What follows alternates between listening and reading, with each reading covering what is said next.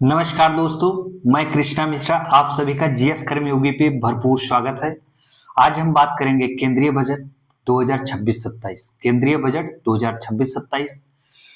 तो जितने केंद्रीय बजट 1 फरवरी 2026 को आ गया है, जो बजट पेश किया गया है, इसमें क्या सरकार ने उल्लेख किया है, क्या कार्य करने की बात की है, इसका मेजर पॉइंट्स क्या है, क्या हाईलाइट किया गया है बिंदु, किस पे कार्य करना है। तो आज हम बात करेंगे केंद्रीय बजट 2026-27 की। बजट शब्द जो है, जो बजट शब्द आता है, बजट शब्द का भारतीय संविधान में उल्लेख नहीं किया गया है। भारतीय संविधान में अनुच्छेद 112 में वार्षिक वित्तीय विवरण नाम से उल्लेख किया गया है, लेकिन बजट शब्द का कोई उल्लेख नहीं किया गया है। आइए आज हम जानते हैं केंद्रीय बजट में क्या क्या पेश किया गया है। आइए जानते हैं पूरी टॉपिक। केंद्रीय वित्त मंत्री निर्मला सीतारमण, केंद्रीय वित्त मंत्री निर्मला सीतारमण आज देश का बजट पेश की। आज देश का बजट पेश की है। यह उनका 9वां बजट है। यह उनके कार्यकाल का 9वां बजट है। भारत की किसी महिला द्वारा सबसे ज्यादा या सर्वाधिक बार द्वारा पेश किया जाने वाला बजट है। यह भारत के किसी भी महिला या पुरुष को मिला के देखा जाए तो सर्वाधिक बार किसने बजट पेश किया है, तो निर्मला सीतारमण जी 9वीं बार इस बजट को पेश किया है। तो कितने बार पेश कर चुकी है? 9 बार। इससे पहले मोरारजी देसाई वित्त मंत्री थे, वो 6 बार इससे पहले लगातार 6 बार जो है बजट पेश किए थे। उनका रिकॉर्ड तोड़ते हुए निर्मला सीतारमण पहली महिला भी बन गई हैं। और महिला पुरुष में देखा जाए अगर सर्वाधिक किसने सर्वाधिक बार बजट को पेश किया है तो निर्मला सीतारमण जी। ये 9वां बजट था उनके कार्यकाल का। और मोरारजी देसाई 6 बार पेश किए हैं, दूसरे व्यक्ति हो गए हैं। पहली बार रविवार को बजट पेश किया गया। इससे पहले जब भी रविवार दिन पड़ता था तो उस दिन वर्किंग टाइम होता था, बजट पेश नहीं किया जाता था। सरकार बता देती थी कि आज वर्किंग डेज है और वर्किंग डेज के दिन बजट पेश नहीं किया जाता था। पहली बार, ठीक है, पहली बार भारत का बजट पहली बार रविवार को पेश किया गया है। कब? पहली बार रविवार के दिन, यानी कि संडे के दिन पहली बार पेश किया गया है। मोदी सरकार मोदी सरकार 3.0 कार्यकाल का यह तीसरा बजट है। ठीक है, मोदी सरकार के 3.0 सरकार के कार्यकाल का यह तीसरा बजट है। बजट का वित्तीय वर्ष होता है वो कितने समय के लिए होता है, आइए हम जानते हैं। बजट का जो वार्षिक वित्तीय वर्ष होता है, जो ये 1 अप्रैल से शुरू होकर और अगले वर्ष 31 मार्च तक होता है। ये कब से कब तक होता है? 1 अप्रैल से शुरू होकर अगले 31 मार्च तक होता है। जो ये बजट पेश किया गया है, जो देश को चलाने के लिए कितने खर्चे लगेंगे, कितना आय व्यय लगेगा, वो अनुमानित आय व्यय के आधार पे बजट पेश किया गया है। इतने खर्चे इस किस सेक्टर में लगेंगे उसी के आधार पे। तो 1 साल का इसमें खर्चे की बात की गई है कि जो 1 साल से, ठीक है, 1 अप्रैल, ठीक है, 1 अप्रैल से लेकर 31 मार्च के बीच जो खर्चे किए जाने हैं उसके लिए बजट के पेश किया गया है। ये अनुमान व्यक्त किया गया है कि जितना बजट पेश किया गया है उसी के अंतर्गत इतना ही आय व्यय मिलाकर उसी के अंतर्गत 1 साल के अंदर कार्य करना होता है। जब पैसा कम पड़ जाता है तो सरकार उसके बारे में फिर सोचती है, फिर राष्ट्रपति की अनुमति से और बढ़ाया जाता है। लेकिन अभी जितनी बात की गई है हम उसी के बारे में यहाँ पे बात करेंगे। संविधान में अनुच्छेद 112 में वित्तीय वार्षिक विवरण के नाम से इसका उल्लेख किया गया है। बजट, ठीक है, बजट सरकार के आय व्यय का पूरा विवरण होता है। अभी हमने बताया बजट जो है ये सरकार के पूरे 1 वर्ष का पूरे आय व्यय का विवरण होता है। ठीक है, इसमें इंफ्रास्ट्रक्चर की बात की गई है। हम सीधा अपने मुद्दे पे आएंगे, किस किस की बात की गई, कहां पे। इंफ्रास्ट्रक्चर और लॉजिस्टिक की बात की गई है इसमें दोस्तों। इंफ्रास्ट्रक्चर और लॉजिस्टिक्स में इस सरकार ने बहुत काम किया है, नो डाउट, कोई उंगली उठाने वाला कोई सवाल नहीं है। इस सरकार ने इंफ्रास्ट्रक्चर पर बहुत कार्य किया है और लगातार ये सरकार इंफ्रास्ट्रक्चर पर और लॉजिस्टिक्स पर कार्य करते जा रही है।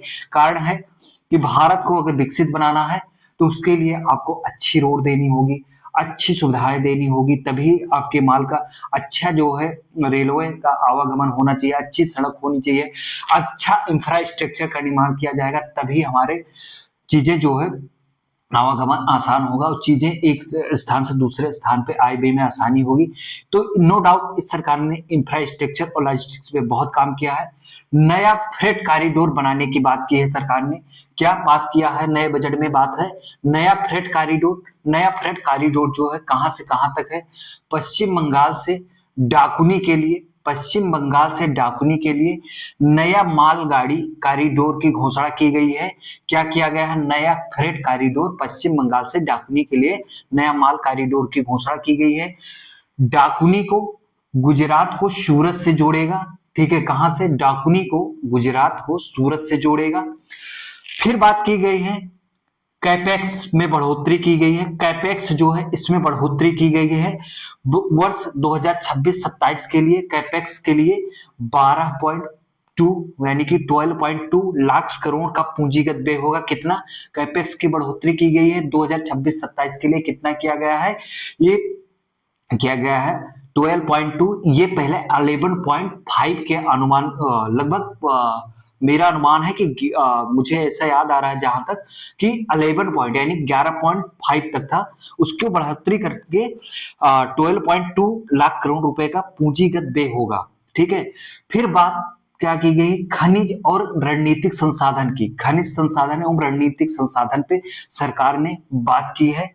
कारण यह है कि हम बहुत सारी चीजों के लिए हम चाइना के ऊपर निर्भर करते थे, तो उसको कंट्रोल करके सरकार जो है अपने देश में उसकी पैदावार बढ़ाकर और वहां पे इंडस्ट्री लगा के अपने देश को जो आयात है उसको घटाना चाह रही है।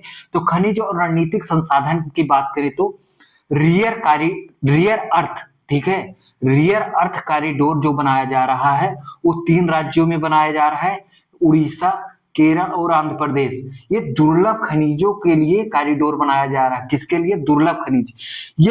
यही दुर्लभ खनिजों को लिथियम हुआ और बहुत सारी चीजें हैं। लिथियम मैंने एक उदाहरण के लिए लिया है। बहुत सारी चीजें जो ऐसे आपको एक और नजर से देखा जाए, एक नजर से, तो इधर उड़ीसा से शुरू होगा, फिर आंध्र प्रदेश यहाँ पे पड़ जाएगा, यहाँ उड़ीसा पड़ जाएगा, फिर यहाँ से आंध्र प्रदेश पड़ जाएगा, फिर नीचे केरल पड़ जाएगा। ये एक ऐसा कॉरिडोर बना दिया गया है। अगर भारत का मैप देखा जाए, ये समझ लीजिए भारत का मैप है, तो ये उड़ीसा, फिर ये आंध्र प्रदेश, ये केरल तक इसका रेयर अर्थ, ठीक है, खनिजों के लिए एक कॉरिडोर बनाया जाएगा जिसमें 3 राज्य। ये रेयर अर्थ कॉरिडोर जो है इसलिए बनाया जाए कि यहाँ से जो दुर्लभ खनिज मिलेंगे, हम दुर्लभ खनिजों के लिए चाइना के ऊपर बहुत निर्भर करते हैं, हमारा देश बहुत निर्भर करता है। तो सरकार ने सोचा है देश को आत्मनिर्भर बनाना है। अगर आत्मनिर्भर बनाना है तो इसके लिए एक अब उत्पादन क्षमताएं का विकास करना पड़ेगा, उसको बढ़ाना पड़ेगा। तो ये रेयर अर्थ कॉरिडोर किस राज्य में बनाया जाएगा? उड़ीसा, केरल और आंध्र प्रदेश में। ये हमने आपको भारत के मैप के अनुसार समझा दिया। चिप मैन्युफैक्चरिंग, जिसे आप इंडिया सेमीकंडक्टर मिशन कहते हैं, ये इंडिया सेमीकंडक्टर मिशन 2.0 लॉन्च किया गया है। इससे पहले भी 2021 में इंडिया सेमीकंडक्टर जो है 2021 में इंडिया सेमीकंडक्टर मिशन लॉन्च किया गया था और ये फिर से इंडिया सेमीकंडक्टर मिशन 2.0 लॉन्च किया गया चिप मैन्युफैक्चरिंग निर्माण के लिए और इसका बजट बढ़ाएगा और इसका उत्पादन क्षमता को और बढ़ाना है, इसलिए इसका क्या कहते हैं फिर से योजना को लॉन्च किया गया है। टेक्सटाइल की बात करें, ये हमारी बात उद्योग और विनिर्माण के क्षेत्र में हो रही है। ठीक है, ये तीसरा पॉइंट था, उद्योग और विनिर्माण। उद्योग और विनिर्माण तीसरा जो टॉपिक है इसमें chip manufacturing India semiconductor 2.0 launch किया गया। Textile sector, textile sector no doubt सरकार ने इसमें बहुत कार्य किया है। देश में बड़े बड़े टेक्सटाइल पार्क स्थापित किए जाएंगे। अभी ये जगह तय नहीं हुई है, टेक्सटाइल पार्क कहाँ लगाए जाएंगे ये जगह अभी बताया नहीं गया है, लेकिन बहुत जल्द ही टेक्सटाइल पार्क लगाए जाने की जगह की घोषणा की जाएगी। देश में बड़े बड़े टेक्सटाइल पार्क स्थापित किए जाएंगे। सरकार बहुत तेजी से कार्य कर रही है सब चीजों में। इलेक्ट्रॉनिक उत्पादन में बढ़ोतरी करना चाह रही है सरकार। इलेक्ट्रॉनिक उत्पादन के लिए भारत, वैसे आपने देखा होगा कि मोबाइल उत्पादन में बहुत तेजी से आगे आ रहा है। इलेक्ट्रॉनिक चीजों का बनाकर देश से निर्यात करने के लिए, आत्मनिर्भर बनने के बाद निर्यात करने के लिए भारत बहुत तेजी से कार्य कर रहा है। इलेक्ट्रॉनिक कल पुर्जे और मोबाइल के निर्माण के लिए, ठीक है, इलेक्ट्रॉनिक कल पुर्जे और मोबाइल के उत्पादन के लिए 40,000 करोड़ को बजट को बढ़ाया। कितना? 40,000 करोड़ तक बजट को बढ़ाया है सरकार ने। तो ठीक है, नो डाउट सरकार ने इस पे बहुत काम किया है और सरकार आगे भी काम करती रहेगी। बाकी मतलब और पॉइंट की बात कर ले रहे हैं यहीं पे, ठीक है।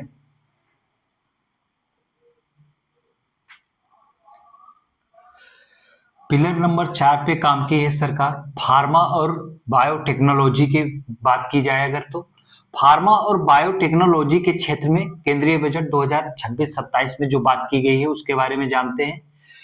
इसमें फार्मा और बायोटेक्नोलॉजी में एक योजना शुरू की गई है। उस योजना का नाम है बायो फार्मा शक्ति। क्या नाम है योजना का? बायो फार्मा शक्ति योजना शुरू की गई है। इसके तहत 10,000 करोड़ का निवेश करेगी सरकार। कितना? 10,000 करोड़ का निवेश करेगी सरकार और इसके तहत 3 नए संस्थान की स्थापना करेगी। जो 3 संस्थान नए स्थापित किए जाने हैं, अभी इनका स्थान तय नहीं हुआ है। ये किस स्थान पर और किस राज्य में स्थापित किए जाएंगे इसकी बात नहीं की गई है। इस योजना का उद्देश्य ये है कि इस संस्थान में रिसर्च एंड डेवलपमेंट के कार्य किए जाएंगे। किसके? रिसर्च एंड डेवलपमेंट के कार्य किए जाएंगे इस 3 संस्थान के तहत। भारत सरकार जो है बायो यानी फार्मा के क्षेत्र में आत्मनिर्भर बनना चाहती है और भारत से आपको फार्मा क्षेत्र से जो दवाएं हैं इसको निर्यात करके भारत को और आर्थिक रूप से मजबूत बनाने के लिए ये किया गया है। और विकसित भारत के लिए बायो फार्मा शक्ति योजना की शुरुआत की गई है और विकसित भारत को विकसित बनाने के लिए और भारत को आर्थिक रूप से सक्षम बनाने के लिए 3 नए संस्थान को और बनाया जाएगा जो रिसर्च एंड डेवलपमेंट के लिए कार्य करेंगे और भारत में नई नई दवाओं का जो निर्माण किया जाना है वो किसका किया जाएगा। भारत ही नहीं, भारत में आत्मनिर्भर बन के और दूसरे देशों को भी भारत से दवाएं निर्यात की जाएंगी। इसका यही उद्देश्य है। बायो फार्मा टेक्नोलॉजी के क्षेत्र में आत्मनिर्भर बनेंगे हम लोग। सरकार के 6 मुख्य क्षेत्र के प्रमुख फोकस करेगी सरकार जो है 6 क्षेत्रों पर प्रमुख फोकस करेगी। तो आइए जानते हैं कौन से 6 प्रमुख क्षेत्र हैं जो उस पर सरकार विशेष रूप से फोकस करने की बात की है। तो क्षेत्र है शहरों का विकास। शहरों का विकास जो है और अच्छे तरीके से और सुनियोजित तरीके से शहर की विकास करेगी सरकार। जो शहर अभी सुनिश्चित रूप से सुचारू रूप से अच्छे रूप से नहीं बच पाया उसका और विकास और शहरों में अच्छे और सुविधाएं उपलब्ध कराई जाएंगी और वहां पे पर्यावरण के अनुकूल चीजें को ढाला जाएगा और शहरी विकास जो होगा अब पर्यावरण के अनुकूल होगा। शहरों का और अधिक विकास होगा। स्वच्छ ऊर्जा उपयोग की जाएगी, शहरों के लिए उपलब्ध कराई जाएगी, तो उसी में शहरों का विकास किया जाएगा। सुरक्षा और स्थिरता। सरकार ने बात की है कि हम सुरक्षा और स्थिरता को और बढ़ाना चाहते हैं। जो लोग स्थिर हैं उन्हीं की और जो प्रोटेक्शन दिया जा रहा है प्रोटेक्शन को और बढ़ाया जाएगा। कोई भी नागरिक अपने आप को असुरक्षित किसी भी प्लेस पे ना करे। हिंदुस्तान में किसी भी जगह पे, भारत में किसी भी स्थान पे अगर कोई व्यक्ति है तो वो अपने आप को असुरक्षित ना महसूस करे और वहीं पे वो स्थिर बने रहे और हर प्रकार से उसको सुरक्षा प्रदान की जाएगी और हर संस्थान हर चीज को यहाँ से सुरक्षा और स्थिरता प्रदान की जाएगी। भारत सरकार के ये दूसरा जो है मुख्य फोकस करेगी इस पे।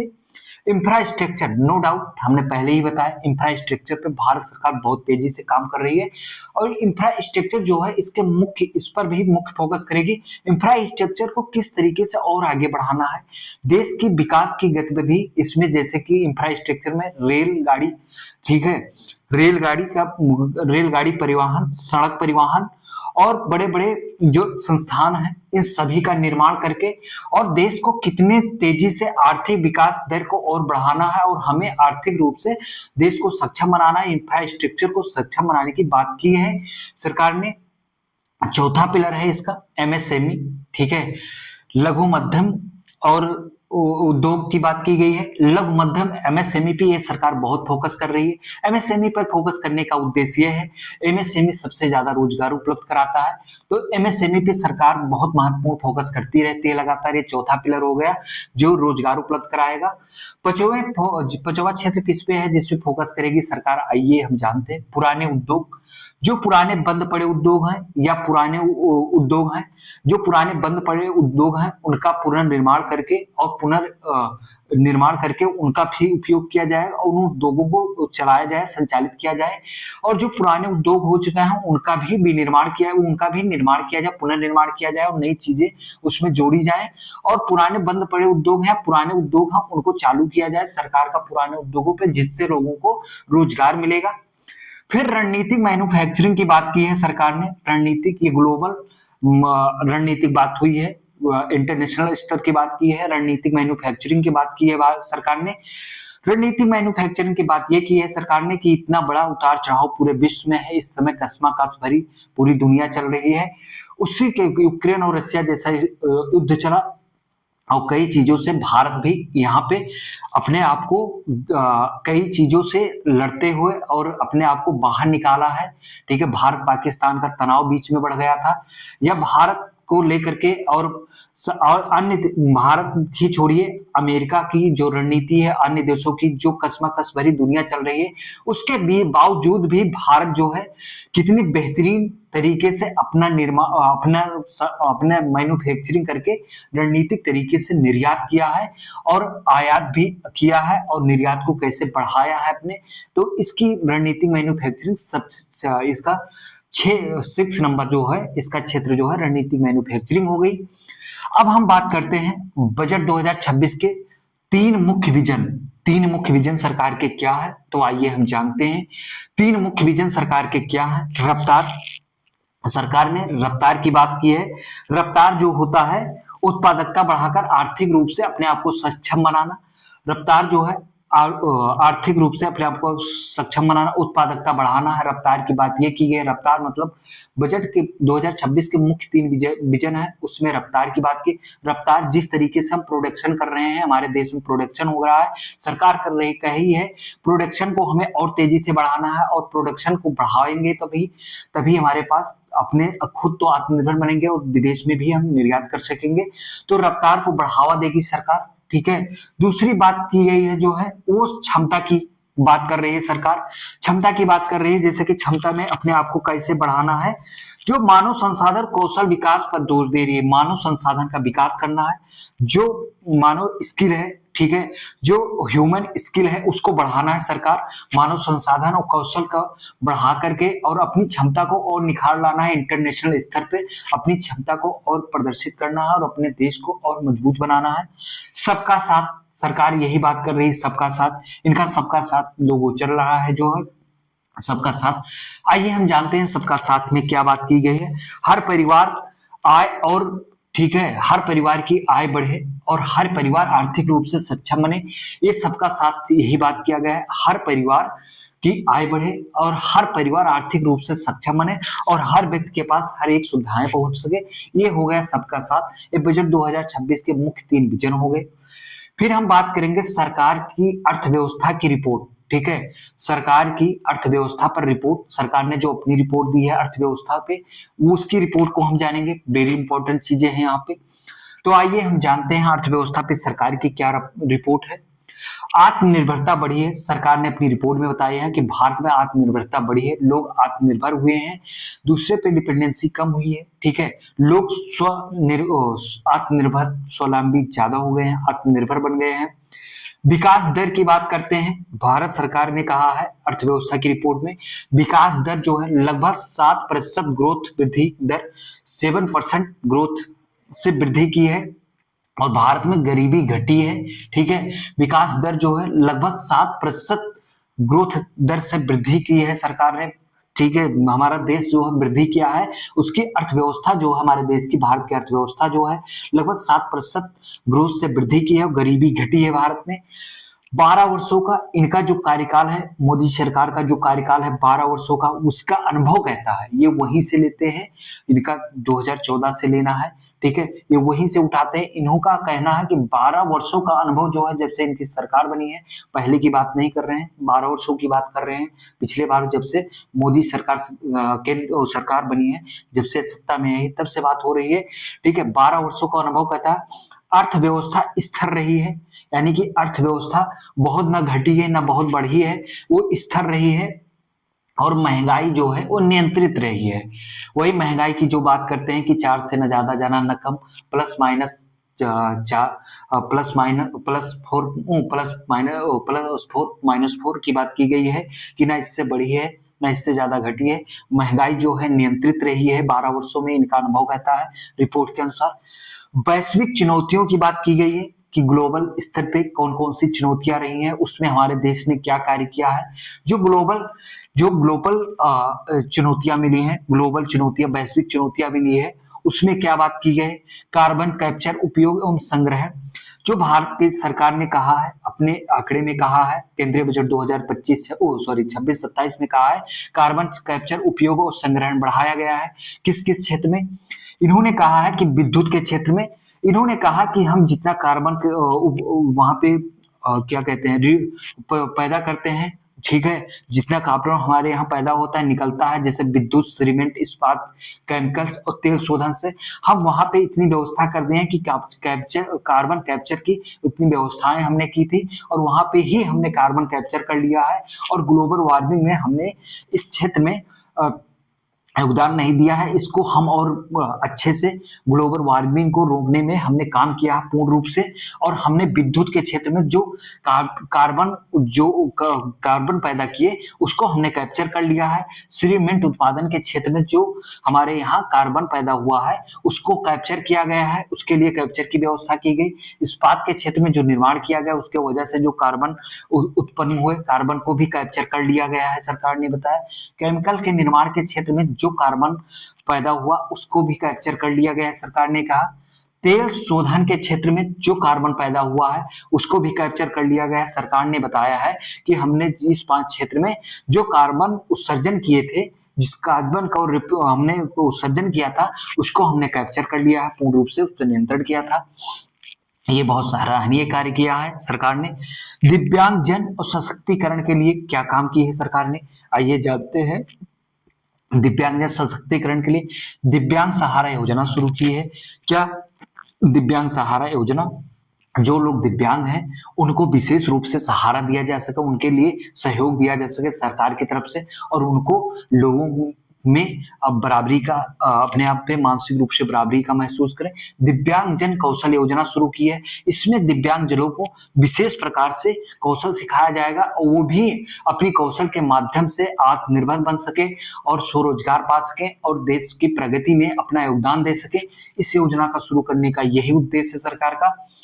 किसानों की आय को बढ़ाने के लिए, ठीक है, किसानों की आय की बढ़ाने के लिए सरकार 2019 से बात करते चली आ रही है किसानों की आय दोगुनी करने के लिए। तो हम बात करते हैं किसानों की आय की दोगुनी करने के लिए सरकार ने क्या किया है, तो आइए जानते हैं। सरकार ने 500 जलाशयों और अमृत सरोवर का एकीकृत, ठीक है, इंटीग्रेटेड विकास यानी कि इंटीग्रेटेड डेवलपमेंट की पहल के से मत्स्य पालन के क्षेत्र को सुदृढ़ करना है। क्या 500 जलाशयों का निर्माण करना है और अमृत सरोवरों, ठीक है, अमृत सरोवर, ठीक है, सरकार ये जो जितना काम कर रही है उसमें मैक्सिमम अमृत नाम दे रही है। 500 जलाशयों और अमृत सरोवरों का एकीकृत विकास की पहल से मत्स्य पालन को और अधिक सुदृढ़, आत्मनिर्भर बना के और उसका विकास करना है। भारतीय काजू, ठीक है, भारतीय काजू और भारतीय कोको को, क्या है, भारतीय काजू और भारतीय कोको को 2030 तक, कब तक, 2030 तक प्रीमियम ग्लोबल ब्रांड बनाना है। क्या भारत सरकार ने भारतीय किसानों का हित का ध्यान रखते हुए भारतीय काजू और भारतीय कोको को 2030 तक प्रीमियम ग्लोबल ब्रांड बनाने का लक्ष्य रखा है। कोकोनेट प्रोत्साहन योजना के तहत, कोकोनेट प्रोत्साहन योजना के तहत सरकार ने 1 से 3 करोड़ तक के किसानों को आर्थिक सहायता देने की बात की है और सहायता हर प्रकार से सहायता देने की बात की है ताकि इसके उत्पादन में और वृद्धि हो सके। राज्य सरकार के साथ मिलकर के, ठीक है, क्या राज्य सरकार के साथ मिलकर के इंडियन सैंडलवुड, ठीक है, क्या है, राज्य सरकार के साथ मिलकर के भारत सरकार राज्य सरकार के साथ मिलकर के इंडियन सैंडलवुड इकोसिस्टम स्थापित करेगी। क्या करेगी? भारत सरकार राज्य सरकार के साथ मिलकर के इंडियन सैंडलवुड इकोसिस्टम स्थापित करेगी, ठीक है, इसकी बात की है। पशुपालन के क्षेत्र में रोजगार को बढ़ावा देना है। सरकार पशुपालन के क्षेत्र में और किसानों को आत्मनिर्भर बनाने के लिए और प्रेरित करने के लिए और पशुपालन को अधिक रूप से लोकप्रिय बनाने के लिए सरकार ने किसानों को और उस क्षेत्र में रोजगार मिल सके, इसलिए उसके लिए भी और विशेष व्यवस्था की है। इस प्रकार से बजट 2026-27 की बात हम किए और आप सभी को बजट 2026-27 कैसा लगा और इसके बारे में आपको जानकारी कैसे लगी। मेरी जानकारी, मैंने मेरे तरफ से जो जानकारी आप सभी लोगों को दी गई है वो कैसे लगी, आप सभी लोग रिस्पॉन्स कमेंट में जरूर बताना। आप सभी लोगों का जो कमेंट आता है वही हमें आत्म आत्म क्या कहते हैं आत्मखुशी प्रदान करता है, जिससे मैं अपनी और क्लास को और बेहतर तरीके से आप सभी लोगों के पास सामने रिप्रेजेंटेट कर पाता हूं। और मैं चाहता हूं आप सभी लोग अपना कमेंट जरूर करिएगा। और जो लोग कॉम्पिटेटिव एग्जाम की तैयारी कर रहे हैं उनके लिए तो बहुत महत्वपूर्ण है ये क्लास, और जो लोग कॉम्पिटेटिव एग्जाम की तैयारी नहीं कर रहे हैं उनको भी भारत के बजट 2026-27 के बारे में जानना चाहिए कि क्या कार्य हो रहा है। और जो विद्यार्थी और जानकारी चाहते हैं वो आर्थिक सर्वे पढ़ लेंगे। ठीक है, अब हम चलते हैं। कमेंट आप लोग जरूर बताना, ठीक है, देकर अपना रिस्पॉन्स जरूर बताना मेरी क्लास कैसी लगी, मैंने जो आप लोगों के लिए जो कार्य किया है वो कैसा लगा। अब हम चलते हैं, तब तक के लिए जय हिंद, धन्यवाद।